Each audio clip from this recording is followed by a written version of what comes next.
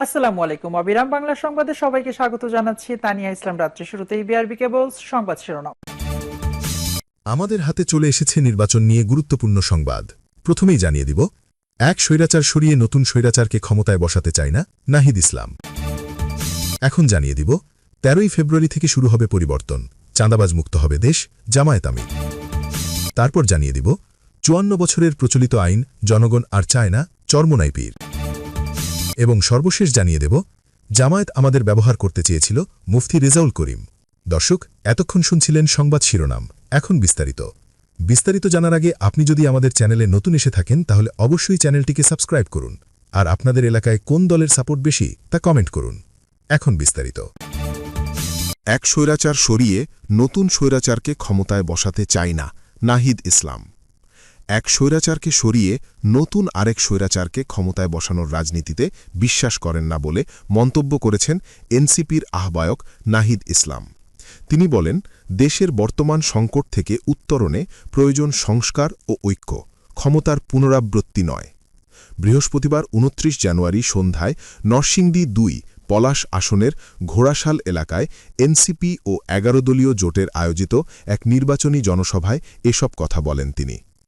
নাহিদ ইসলাম বলেন, একটি দল জাতির সঙ্গে প্রতারণা করে সংস্কার চাচ্ছে না, বরং লুটপাট ও অর্থ পাচারের পরিকল্পনা করছে। দেশের অর্থনীতি ভেঙে পড়েছে। এই অর্থনীতি চাঙা করতে হলে সবাইকে ঐক্যবদ্ধ হতে হবে। তিনি বলেন, দুর্বৃত্তদের রাজনীতি ধ্বংস করতে হবে, কারণ চাঁদাবাজির রাজনীতির কারণে দেশের সম্ভাবনা নষ্ট হয়ে যাচ্ছে।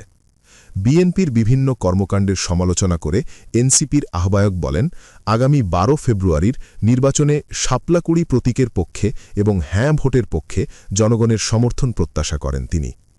জনসভায় এনসিপির মুখপাত্র আসিফ মাহমুদ সজীব ভুইয়া বলেন, নরসিংদীসহ সারা দেশে শিল্পোন্নয়ন ও কর্মসংস্থান সৃষ্টি এনসিপির অগ্রাধিকার। তিনি বলেন, যারা আবার আওয়ামী লীগ হতে চায় এবং যারা তাদের ফিরিয়ে আনতে চায়, আগামী ১২ ফেব্রুয়ারি ব্যালট বিপ্লবের মধ্য দিয়ে জনগণ তাদের বিতাড়িত করবে। ১৩ই ফেব্রুয়ারি থেকে শুরু হবে পরিবর্তন, চাঁদাবাজ মুক্ত হবে দেশ, জামায়াত আমির। জামায়াত ইসলামী নেতৃত্বাধীন জোট নির্বাচনে জয়ী হলে ১৩ই ফেব্রুয়ারি থেকে দেশে পরিবর্তন শুরু হবে, এমন প্রতিশ্রুতি দিয়ে দলটির আমির ডা শফিকুর রহমান বলেছেন, আমরা চাঁদাবাজ মুক্ত, ন্যায় ও ইনসাফের বাংলাদেশ গড়ার স্বপ্ন দেখছি। চাঁদাবাজির কবল থেকে মুক্তির জন্য আমরা নির্দয় ও নিষ্ঠুর হব। বৃহস্পতিবার ২৯ জানুয়ারি রাজধানীর মিরপুর, কারওয়ানবাজার ও বনানীতে পৃথক নির্বাচনী সভায় এসব কথা বলেন জামায়াত আমির। কারওয়ানবাজারে আয়োজিত সমাবেশে ঢাকা ১২ আসনের প্রার্থী সাইফুল আলম খান মিলনের পক্ষে প্রচারণাকালে ডা শফিকুর রহমান বলেছেন, যুবকদের কারণেই আমরা চাঁদাবাজ মুক্ত বাংলাদেশ গড়ার স্বপ্ন দেখছি। যুব সমাজকে চাঁদাবাজ, দখলবাজ বা অস্ত্রবাজ বানানো হলে তা কখনোই সহ্য করা হবে না।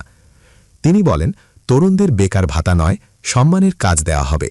কারিগরি শিক্ষার মাধ্যমে যুবকদের দক্ষ করে গড়ে তোলার প্রতিশ্রুতিও দেন তিনি।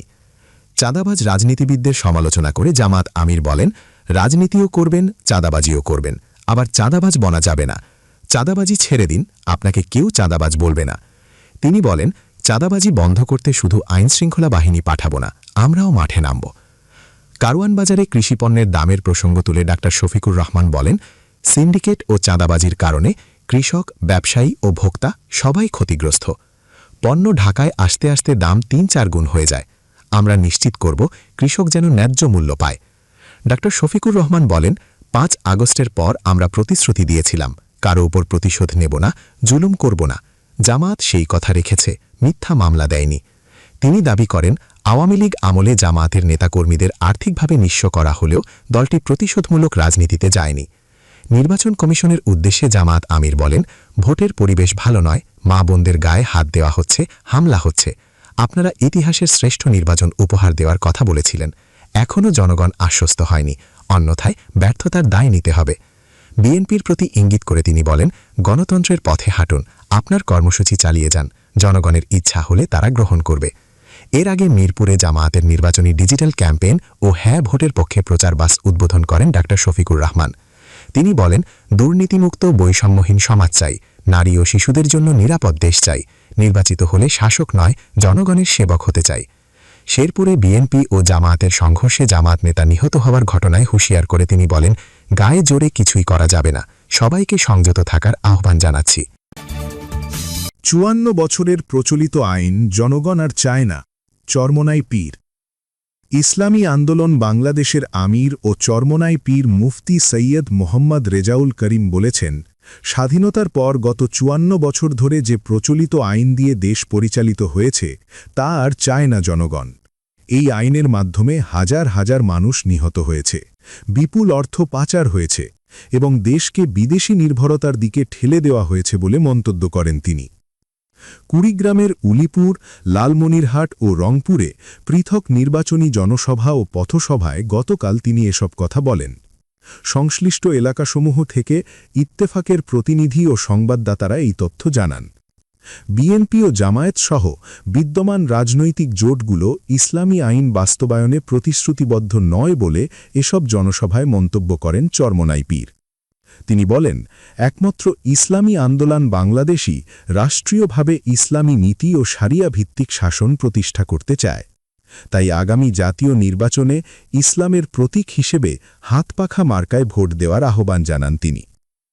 রেজাউল করিম বলেন, ইসলামী আন্দোলনের প্রার্থীরা বিজয়ী হলে দেশে দুর্নীতি থাকবে না এবং শিক্ষা, চিকিৎসা, কৃষিসহ সব খাতে ন্যায় বিচার ও সুশাসন প্রতিষ্ঠিত হবে।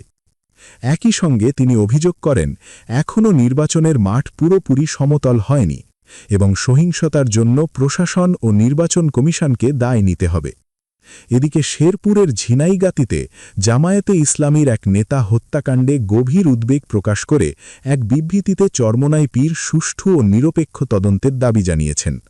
তিনি বলেন, তুচ্ছ ঘটনাকে কেন্দ্র করে এই ধরনের সহিংসতা পরিবর্তিত রাজনৈতিক বাস্তবতায় হতাশাজনক। সহিংসতায় জড়িতদের পাশাপাশি আইন শৃঙ্খলা বাহিনীর কোনো অবহেলা থাকলে তাও তদন্তের আওতায় আনার দাবি জানান তিনি। জামায়াত আমাদের ব্যবহার করতে চেয়েছিল, মুফতি রেজাউল করিম।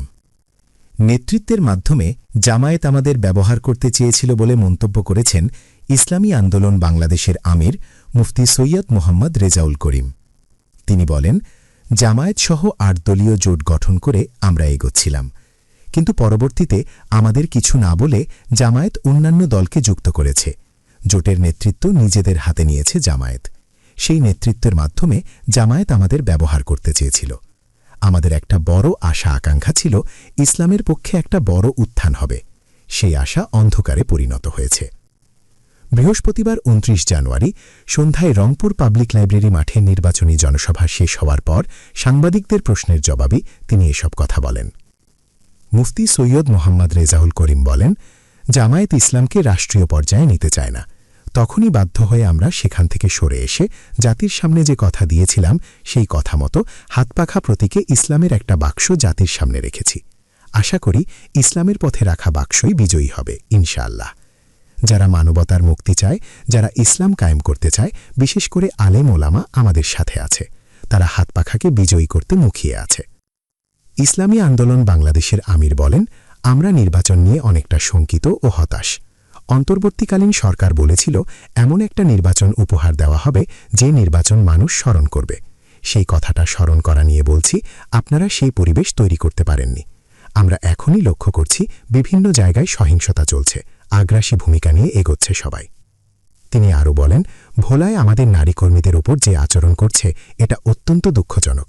এখন পরিবেশ ঠিক না করলে সামনের পরিবেশের জন্য দায় আপনাদের মাথায় নিতে হবে। এর আগে নির্বাচনী জনসভায় বক্তব্য রাখেন তিনি। এ সময় ইসলামী আন্দোলন বাংলাদেশের স্থানীয় ও কেন্দ্রীয় নেতারা বক্তব্য দেন। দর্শক, আজকের সংবাদ ছিল এ পর্যন্ত। ভিডিওটি যদি ভালো লেগে থাকে তাহলে একটি লাইক দিন আর ভিডিওটি শেয়ার করে আপনার বন্ধুদেরকে জানার সুযোগ করে দিন। ধন্যবাদ।